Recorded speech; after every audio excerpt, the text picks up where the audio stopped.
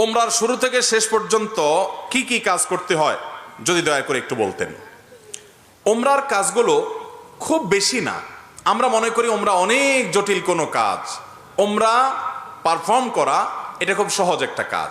সর্বপ্রথম কাজ হলো আপনার দেশ থেকে আপনি যখন যাবেন মিকাতে গিয়ে গোসল করে উত্তম রূপে হাতের চুল নখ ইত্যাদি, শরীরের চুল নখ ইত্যাদি থাকলে অবাঞ্ছিত এগুলো কেটে পরিষ্কার হয়ে ফ্রেশ হয়ে গোসল করে এহরামের কাপড়, সেলাই ছাড়া কাপড় পরবেন, পরে লাব্বাইকা উমরাতান নিয়ত করবেন। কারোর পক্ষ থেকে করলে লাব্বাইকা উমরাতান আন অমুক অমুক মনে মনে নিয়ত করলে হবে, জমুকের তরফ থেকে লাব্বাইকা উমরাতান, বাস নিয়ত করে ফেললেন। এরপরে আপনি রওনা দিবেন। সাধারণত বিমানে গেলে মিকাত থেকে এহরাম পরা যায় না, তাহলে আপনি ঢাকা এয়ারপোর্ট থেকেও পড়তে পারেন, অথবা এহরামের কাপড় নিয়ে বিমানে ঘোষণা দেয় যে এখন আমরা মিকাত ক্রস করব, তখন আপনি পরে ফেলতে পারেন যদি অল্প সময় পান। আর নাহলে এখান থেকে এহরামের কাপড় পরে থাকলে নিয়তটা তখন করলেন লাব্বাইকা উমরাতান, বাস শুরু হয়ে গেল এহরাম পরা, একটা কাজ শেষ। এহরাম পরার পরে আপনি তালবিয়া পড়বেন, লাব্বাইক আল্লাহুম্মা লাব্বাইক লাব্বাইক লা শারীকা লাক লাব্বাইক ইন্নাল হামদা ওয়ান নি'মাতা লাকা ওয়াল মুলক লা শারীকা লাক। এটা পাঠ করতে করতে আপনি পুরা পথে যেতে থাকবেন। পুরুষরা জোরে জোরে পাঠ করবে, মহিলারা আস্তে আস্তে, বাস দুইটা কাজ হয়ে গেল। এহরাম পরা, গোসল করে উত্তম রূপে মিকাত থেকে নিয়ত করা এবং তালবিয়া পড়তে থাকা। এরপরে আপনি যখন মক্কা যাবেন, হারামের কাছাকাছি যাওয়ার পর হারামে কাবা শরীফ দেখে তওয়াফ শুরুর আগ পর্যন্ত আপনার তালবিয়া পড়তে থাকবে। মসজিদে প্রবেশের সময় মসজিদে প্রবেশের সুন্নাহগুলো পড়বেন, আদায় করবেন, করে ভিতরে ঢুকে শুরুতে আগে তওয়াফ শুরু করবেন। 7টা চক্কর দিবেন। কাবাগরের হাজরা আসওয়াদ পাথরকে বাম পাশে রেখে ডান পাশে সবুজ লাইট রেখে বিসমিল্লাহি আল্লাহু আকবার বলে আপনি তওয়াফ শুরু করবেন। 7বার চক্কর দিবেন, 7বার। এই 7বার চক্করের প্রত্যেক চক্করে আলাদা দোয়া নেই, তবে এই চক্করে দোয়া কবুল হয়। দারুণ দোয়া কবুলের একটা জায়গা। মনে আল্লাহর কাছে যত চাওয়া সেগুলো পেশ করবেন।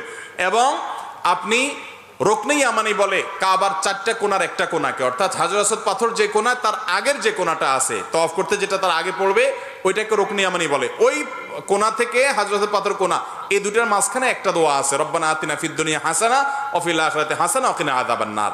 আর যেহেতু এটা আপনার তওয়াফে জিয়ারা বলে, এটা প্রথম তওয়াফ, অতএব ওমরার তওয়াফ, এই জন্য আপনি এহরামের কাপড় পুরুষরা ডান পাশের বগলের নিচ দিয়ে বাম পাশে কাঁধের উপরে ফেলবেন।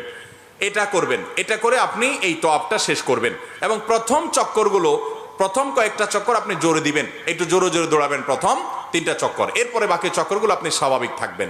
তো এই যে তওয়াফ 7টা দিবেন আপনি, প্রত্যেকবার হাজর আসওয়াদ পাথরের কাছে আসলে হাত দিয়ে ইশারা দিয়ে আল্লাহু আকবার বলবেন, বাস। আবার আপনি দোয়া করতে থাকবেন, এভাবে 7 চক্কর দিবেন। তওয়াফ করা শেষ, আপনি মাকাম ইব্রাহিমকে সামনে রেখে অথবা হারামের যে কোনো জায়গা দাঁড়িয়ে 2 রাকাত সালাত পড়বেন। প্রথম রাকাতে সূরা কাফিরুন, দ্বিতীয় রাকাতে সূরা কুল হুয়াল্লাহ। আর এই নামাজের আগে সম্ভব হলে কাবা ঘরের যে চৌকাট মুলতাজাম বলে ওইটা ধরে আপনি আল্লাহর কাছে দোয়া করবেন।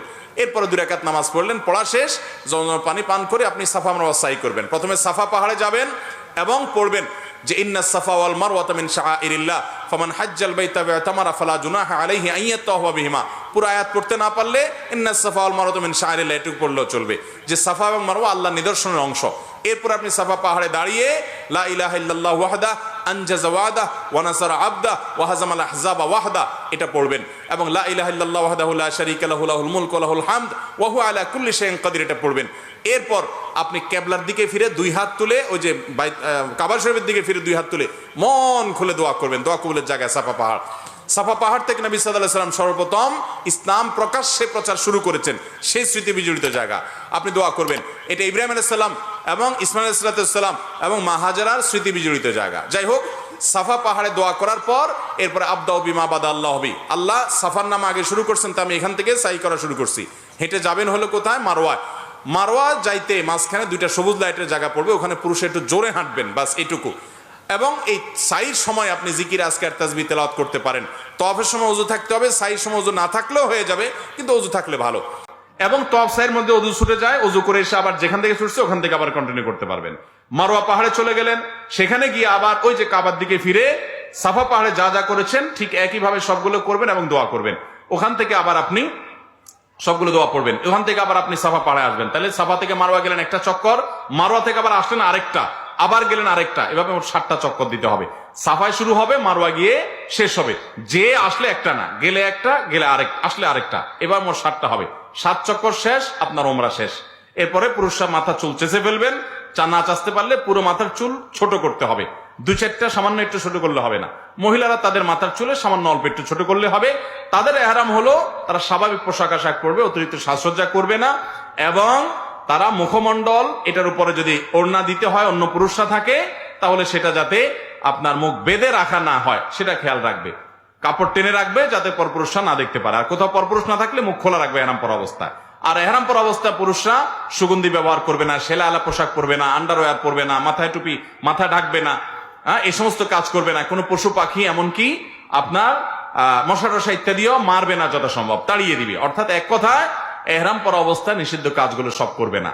সাফা মারওয়া সাই শেষ, মাথা মুন্ডানো শেষ, এখন তিনি হালাল হয়ে গেলেন। এখন যেগুলো নিষিদ্ধ ছিল এহরাম অবস্থায় সেগুলো সব এখন যায়, সেলাই করা পোশাক করতে পারেন। তার ওমরা শেষ হয়ে গেল।